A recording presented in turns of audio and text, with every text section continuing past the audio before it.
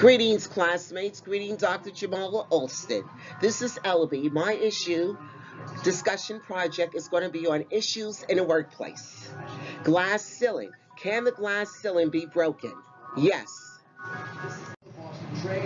Maya Angelou, an African American woman, a woman of intelligence, a woman who is a phenomenal woman. She was born April 4th, 1928. She went through a lot of struggles. There was a lot of negative barriers there within the glass ceiling as well, ladies and gentlemen. Maya Angelou has made a true impact on America. Just her being, just her struggle, just what she has accomplished within her lifetime and what she has gave us as being an author of books, a civil rights activist, and a poem. Her poems lift a lot of us with an inspiration. As you read the words, as you understand the words, it lifts you up. It gives you a strong bearing of relief to understand it and understand it. You could feel the words, the struggle. And it gives you that uplift. She was also an activist. She's well known for I Know Why the Cage Bird Sing. That's one of her, when you say her name, a lot of people goes, oh, that's the lady that wrote that there. But Maya Angelou, stop talking about it. She was more than that there. She was a significant impact within America with what she gave the people within her plays, her books.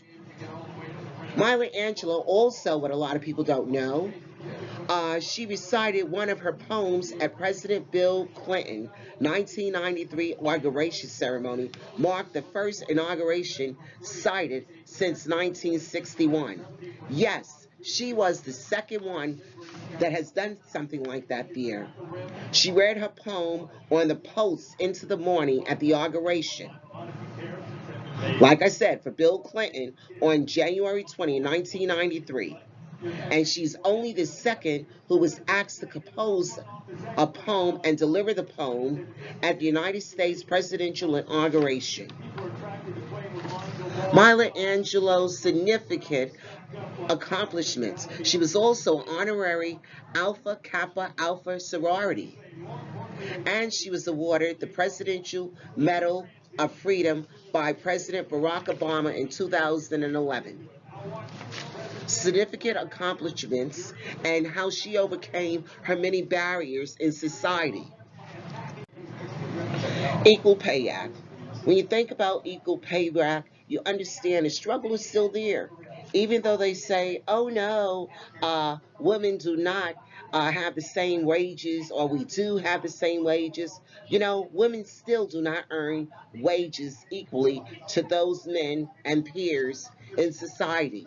In the working world out there, the Equal Pay Act requires that men and women be given equal pay for equal pay in the same establishment. The jobs need not to be identical, but they must be substantially equal.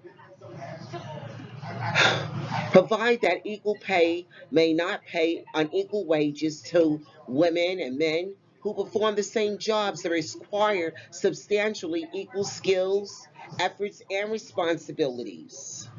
And this performs under similar working conditions within the same establishment. The Equal Pay Act was started in 1963 in the United States within a labor law amending the Fair Labor Standards Act. And it aimed to abolish wages disparately based on sex. It was signed into law on June 10th, 1963 by John F. Kennedy as part of the New Frontier program.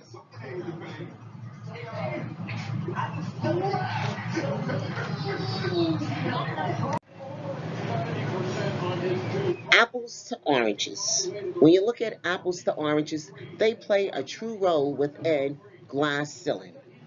Just to think, apples to oranges metaphor of our time. This item don't grow on the same tree. In business, industry sees us as apples and oranges. You can physically can't compare an apple to an orange, but you can compare an apple to another apple. Think about it. Really, red apples. Now compare that to a green apple. One is sweet, one is tartar. Just like how one person can be freshly graduate from school, college for speaking, and the other as a seasoned worker. The organization can choose between two different items to pick which one would best fit. Now think of these two people as apples to oranges. Can you compare these items? You are looking at two inequalities. You have to compare compatible items. This is the inequivalence between compatible items. How do you think the glass ceiling fits in this picture, metaphorically, of apples to oranges? Glass ceiling. Yes, glass ceiling still exists out here. And yes, we are in the 21st century. Glass ceiling is an invisible, however, real barrier that exists out here, which the next stage of the levels of advancement cannot be seen nor cannot be reached by qualified employees in the working world today. Glass ceiling.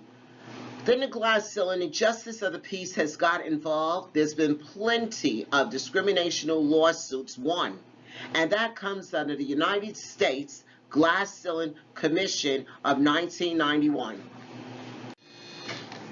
Glass ceiling. Within glass ceiling, we have Miss Shirley Chisholm, who's faced plenty of barriers within glass ceiling. However, was crucial within racism, within discrimination. But she has overcome a lot of those there and stayed focused. It was hard for her. She was born in Brooklyn, New York, 1924, becoming the first black congresswoman in 1968, representing New York State in the House of Representatives for 7 terms. She went on to run for 1972 Democratic nominations for presidency, becoming the first major party African-American candidate to do so. Throughout her political career, Shirley Chisholm fought for education opportunities and social justice. Shirley Chisholm left Congress in 1983 to teach.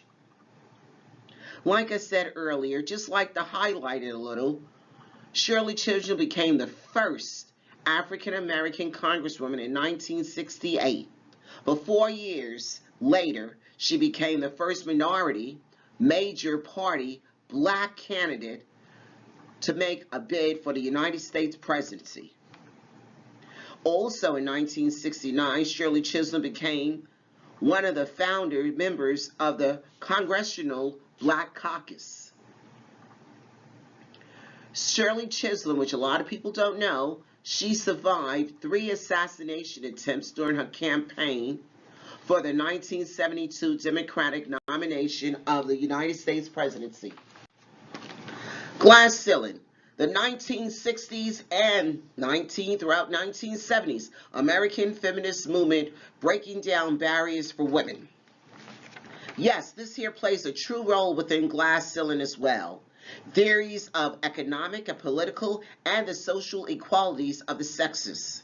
The feminist movement, also known as Women Liberation Movement, has been ongoing battles for the last 100 years, or we could say a century. Women's liberations. In 1960 was a year of change. This became the first step in a liberation movement, and this also allowed women to take a stand within their rights. In 1961, President Kennedy established the Commission of the Statutes of Women within social fights, social rights, women's rights, where they have a voice. In 1963, the federal government amendment, the Equal Rights Act. This was to ensure the basis, wages, discrimination between women and men, the same work establishment was prohibited. The following year, President Johnson signed the Civil Rights Act of 1964. Within the 21st century, we still have the women's liberation move. We just had one 2 months ago within all the states The women did a march in regards to something within the commander-in-chief, President Trump. So they still exist. They're still on the radar.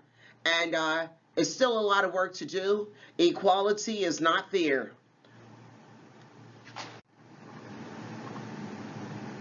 Glass ceiling. Glass ceiling still exists out here. We are in the 21st century, and it's there. You could be the well-educated person. You have your comrades. You have a lot of competition out there, but the barriers still exist. You have Abigail right here.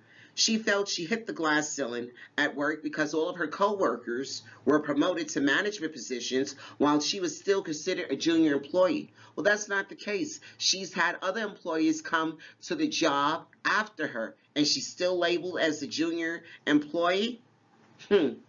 While many men and those who deny sexism says that the gender equality has been reached and that the fight is over, there is still a glass ceiling out there for many women today to shatter in the workplace. One day this will come. What does it take to break through the glass ceiling? Glass ceiling still exists within the 21st century.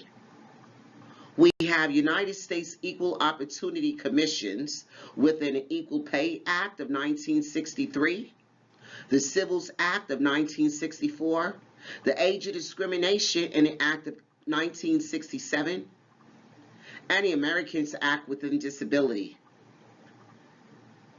Glass ceiling exists in so many forms, so many fashions, and it's a blind barrier. The law against compensation discrimination includes all payments made to or on behalf of an employee, remuneration for employment, all forms of compensation, including their salary, overtime pay. It covers a lot. Bonuses, stock options, profit sharing. Glass ceiling still exists, but it's measured by the factors such as experience, education, ability, and training required to perform the job. One day, glass ceiling, we will all break through glass ceiling. It will be more recognized within the 21st century and more centuries to come. We all should be treated equally, especially if we have the same education and we are the same. And we're going towards the same goal and a mission within today's working market, economy, society.